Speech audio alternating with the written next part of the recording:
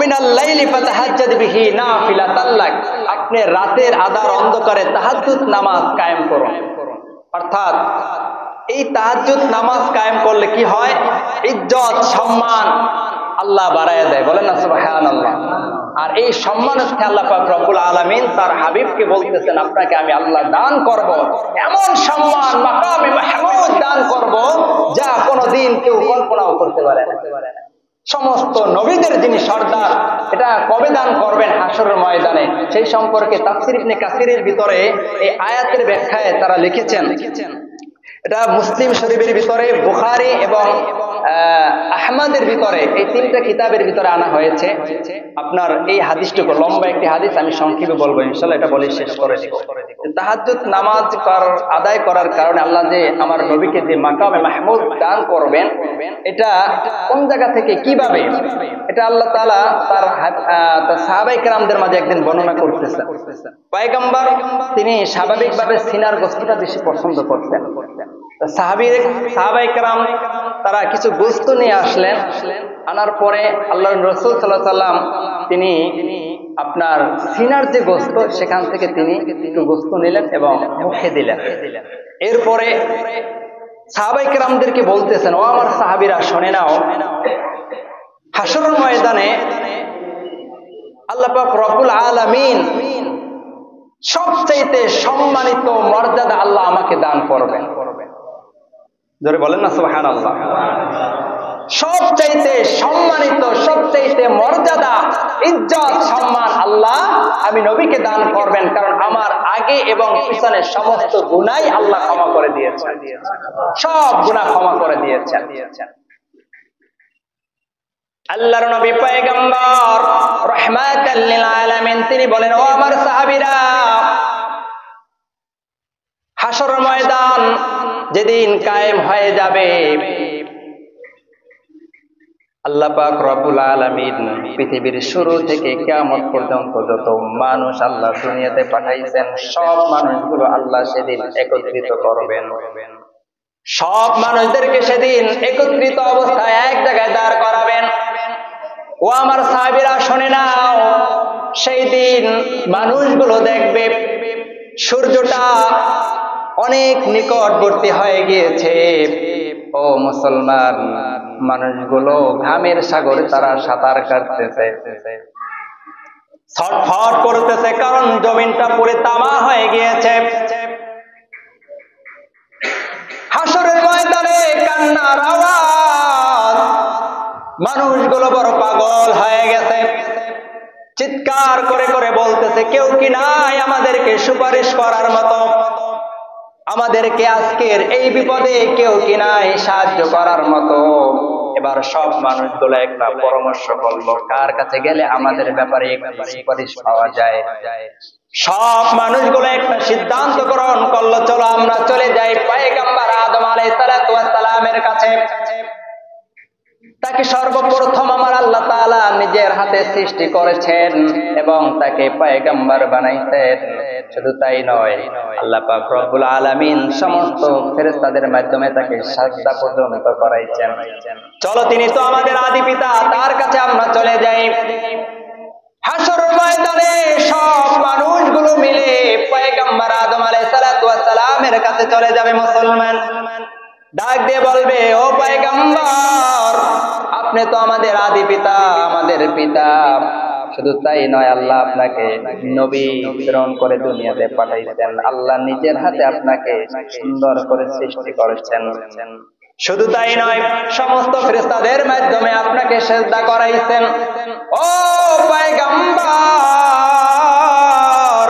আজকের এই হাসরের ময়দানে এই ভয়াবহ পরিস্থিতি কি আপনার চোখে পড়তেছে না? আমাদের এই দুরবস্থা একমাত্র কেবলমাত্র শুধু আপনিই পারেন আল্লাহর কাছে ফরিয়াদ করার জন্য। আজকের যদি আপনি আমাদের ব্যাপারে সুপারিশ না করেন, তাহলে আমরা ধ্বংস হয়ে যাব। একটু আল্লাহর কাছে সুপারিশ করেন। এবার পয়গম্বর আদম আলাইহিস সালাতু ওয়াস সালাম জবাবে বলবেন, ও লোক সকল শুনে নাও, আল্লাহ পাক রব্বুল আলামিন আজকের মতো এত রাগান্বিত কোন সময় আমার আল্লাহ ছিল না। আবার আজকের পর থেকে আমার আল্লাহ আর কখনো এত রাগান্বিত হবেন না। আমার লোক সকল শুনে নাও, আমি এমন একটা অন্যায় করেছি। আল্লাহ বলেছে ওই গাছের নিচে যাবে না, কিন্তু আমি আদম এরপরেও আল্লাহর কথাকে অমান্য করে সেই গাছের নিচে গিয়েছিলাম। আমি ভয় আছে আল্লাহ না করে ওই গাছের নিচে যাওয়ার জন্য আল্লাহ আমাকে আজকের পাকড়াও করে কি করে না, আমি সেই চিন্তাই নিজেই বড় মশগুল হয়ে আছি। অতএব আমি তোমাদেরকে কোনো সুপারিশ করতে পারবো না, তোমরা যাও যাও যাও পয়গম্বর নূহ আলাইহিস সালাতু ওয়াস সালামের কাছে চলে যাও। আদম আলাইহিস সালাতু ওয়াস সালাম তিনি সুপারিশ করার জন্য তৈরি হলো না, চলে গেল পয়গম্বর নূহ আলাইহিস সালাতু ওয়াস সালামের কাছে। ডাক দিয়ে বলতেছে, ও পয়গম্বর, আল্লাহ পাক রব্বুল আলামিন এই পৃথিবীর ভিতরে সর্বপ্রথম রাসূল করে আল্লাহ আপনাকে দুনিয়াতে পাঠাইছেন। আপনি আজকের আমাদের এই দুরবস্থা একটু দেখেন, আপনি আমাদের ব্যাপারে আল্লাহর কাছে একটু সুপারিশ করেন, হতে পারে আল্লাহ আমাদেরকে আজকের এই কঠিন মুসিবত থেকে মাফ করে দিতে পারে। পয়গম্বর নূহ আলাইহিস সালাতু ওয়াস সালাম তিনিও কি জবাব দিলেন, আজকের মতো আমার আল্লাহ এত রাগান্বিত হন নাই, পরেও হবেন না। ও লোক সকল শুনে নাও, আল্লাহ পাক রব্বুল আলামিন আমাকে প্রার্থনা করার জন্য বলেছিলেন, দোয়া করার জন্য বলেছিলেন, কিন্তু আমি আমার কওমকে আমি ধ্বংসের জন্য বড় দোয়া করেছিলাম। অতএব আল্লাহ না করুক, ওইটার জন্য আল্লাহ আজকের মনে হয় আমাকে পাকড়াও করবে। অতএব আমি আল্লাহর কাছে সুপারিশ করতে পারবো না, আমি নিজের নিয়া নাফসি নিজেই করতেছি। অতএব আমি তোমাদেরকে সুপারিশ করতে পারবো না, বরং তোমরা পয়গম্বর ইব্রাহিম আলাইহিস সালাতু ওয়াস সালামের কাছে চলে যাও। আদম আলাইহিস সালাতু ওয়াস সালাম তিনিও সুপারিশ করলেন না, পয়গম্বর নূহ আলাইহিস সালাম তিনিও সুপারিশ করলেন না। ও মুসলমান, চলে গেল সবাই। ইব্রাহিম খলিলুল্লাহ আমাদের জাতির পিতা, তার কাছে সকলেই চলে গেল। ডাক দিয়ে বলতেছে, ও পয়গম্বর, কেবলমাত্র আপনি আমাদেরকে আল্লাহ তাআলার কাছে সুপারিশ করতে পারেন, আপনার জন্য আজকের আমরা বেঁচে যাইতে পারি। পয়গম্বর ইব্রাহিম আলাইহিস সালাতু ওয়াস সালাম ডাক দিয়ে বললেন, হে লোক সকল শুনে নাও, আমি এমন একটা অন্যায় করেছি যে অন্যায়টার কারণে আজকে আমি আল্লাহ তাআলার কাছে তোমাদের ব্যাপারে সুপারিশ করার জন্য বড় ভয় আছে। কারণ আমি নিজের ইয়া নাফসি আজকে আমি নিজেই করতেছি, কারণ আল্লাহ আমাকে ক্ষমা করে কি করে না সেই চিন্তায় আমি বড় মশগুল। আমি তোমাদেরকে ক্ষমা অর্থাৎ তোমাদের ব্যাপারে আমি কোনো সুপারিশ করতে পারবো না। তোমরা চলে যাও পয়গম্বর মূসা আলাইহিস সালাতু ওয়াস সালামের দরজায়। সব মানুষগুলো মিলে সেই দিন পয়গম্বর মূসা আলাইহিস সালাতু ওয়াস সালামের কাছে চলে যাবে। মুসলমান, এটা আমি আপনাদেরকে বুঝাবার জন্য বলতেছি, হাসরের ময়দানে কি ভয়াবহ পরিস্থিতিটা হবে। এক নবীদের কাছ থেকে চলে আর এক নবীর কাছে যাবে, কেউ সুপারিশ করতে পারবে না। একদিকে আকাশে, একদিকে সূর্য মাথার উপরে চলে আসবে, মাথার মগজগুলো টকবক করে পড়তে থাকবে, জমিনটা পুরো তামা হয়ে যাবে, আমাদের অবস্থাটা বড়ই খারাপ হয়ে যাবে। এক পর্যায়ে মানুষগুলো চিৎকার করে করে বলতে থাকবে, আল্লাহ জান্নাত দিলে দাও, নাইলে জাহান্নামে পাঠাইয়া দাও, এই দুরবস্থা আর সহ্য করতে পারি না, তোমার যা মনে চায় তাই করো, এভাবে আমাদেরকে আর এখানে দাঁড় করে রাখো না, আমরা আর সহ্য করতে পারি না, মনে চাইলে জান্নাত দাও, না হলে জাহান্নাম দিয়ে দাও। ওই অবস্থায় এক নবী থেকে আর এক নবী যাবে। ও মুসলমান, আমরা তো দূরের কথা, নবীরা পর্যন্ত ইয়া নাফসি করতে থাকবে আর বলবে, আল্লাহ আজকের মতো যে পরিমাণ রাগান্বিত হয়েছে এমন রাগান্বিত পূর্বে কখনোই হয় নাই। এবার একটু চিন্তা করেন, হাসরের ময়দানে যেখানে নবীরা পর্যন্ত ইয়া নাফসি করতেছে, সেখানে আমরা কোথায় আছি? চিন্তা করা যায়। একটু দিলের কান লাগায় শুনবেন, সবাই চলে যাবে পয়গম্বর মূসা আলাইহিস সালাতু ওয়াস সালামের কাছে।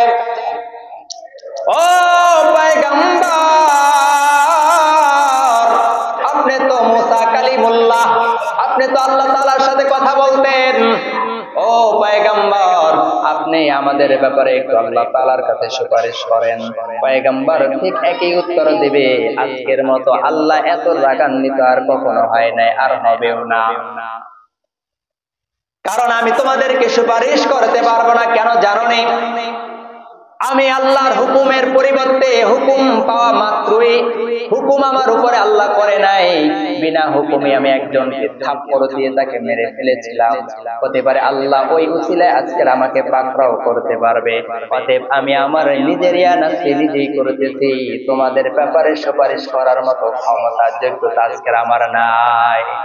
পয়গম্বর মুসাও ফিরিয়ে দিবে, চলে যাও। ও মুসলমান, আমার কোনো বানানো কথা নয়। এই আয়াতের তাফসীর ইবনে কাসিরের ভিতরে খুলে আপনারা এটা পেয়ে যাবেন, বুখারী শরীফের হাদিস। একটু লক্ষ্য করে শুনবেন। পয়গম্বর মুসা বলে দিল, লোক সকল তোমরা বরং চলে যাও পয়গম্বর ঈসা আলাইহিস সালাতু ওয়াস সালামের কাছে। সব মানুষগুলো মিলে চলে যাবে পয়গম্বর ঈসা আলাইহিস সালাতু ওয়াস সালামের কাছে। ঈসা আলাইহিস সালাতু ওয়াস সালামের কাছে যাওয়ার পরে ঈসা আলাইহিস সালাতু ওয়াস সালাম তিনি একই কথা বলবে, আমি আজকে তোমাদের সুপারিশ করার মতো যোগ্যতা আমার নাই, কারণ আমি এমন একটা অন্যায় করেছি যে অন্যায়ের কারণে আল্লাহ আজকে আমাকে ক্ষমা করবে কি করবে না, আমি সেই চিন্তায় বড় পেরেশান। মানুষগুলোর ভিতরে বড় মন খারাপ, চিন্তা, বড় কষ্ট, বড় দুঃখ। আল্লাহর নবী পয়গম্বর বলে, সেই দিন পয়গম্বর ঈসা আলাইহিস সালাতু ওয়াস সালাম বলে দিবে, ও লোক সকল তোমরা বরঞ্চ মুহাম্মদুর রাসূলুল্লাহ সাল্লাল্লাহু আলাইহি সাল্লামের কাছে চলে যাও, হতে পারে তিনি তোমাদেরকে আজকের এই বিপদ থেকে মুক্ত করতে পারে। সব মানুষগুলো মিলে চলে গেল পয়গম্বর জনাবে মুহাম্মদুর রাসূলুল্লাহ সাল্লাল্লাহু আলাইহি সাল্লামের কাছে। পয়গম্বর তিনি বসা আছে, তার কাছে সব মানুষগুলো চলে গেল। পয়গম্বর, আপনি তো আখিরি নবী, আপনার পূর্বে পরে আগে পরে সব গুনাহগুলো আমার আল্লাহ ক্ষমা করে দিয়েছেন।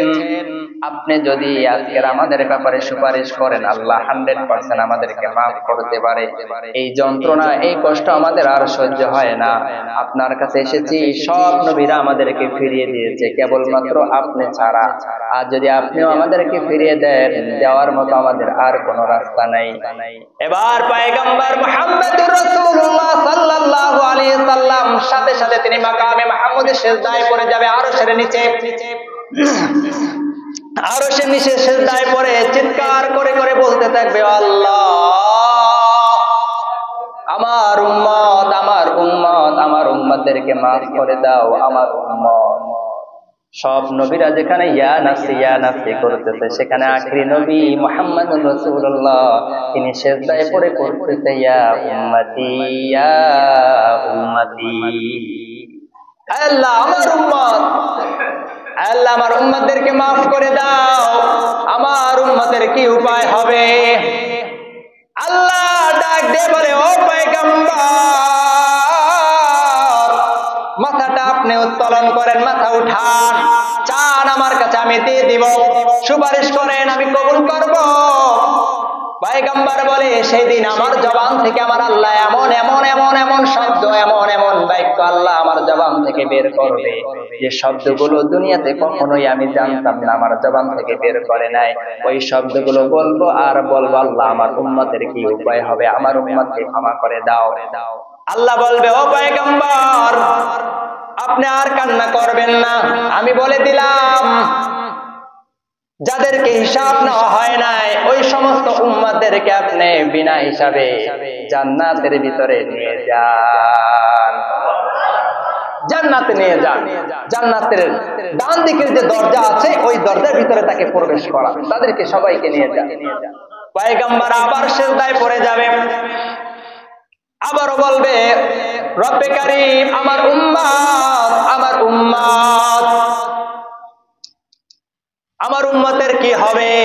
সেদিন আল্লাহ বলবে, ও পয়গম্বর আপনি মাথা উত্তোলন করেন, চান আমি দিব, সুপারিশ করেন আমি কবুল করব। বলে, আল্লাহ আমার উম্মত, আমার উম্মত। আল্লাহ বলবে, যান যান, আপনার যে উম্মতের ভিতরে সরিষার দানা পরিমাণ ঈমান আছে, তাদেরকেও আপনি জান্নাতে নিয়ে যান। আরো জোরে বলবেন না সুবহানাল্লাহ।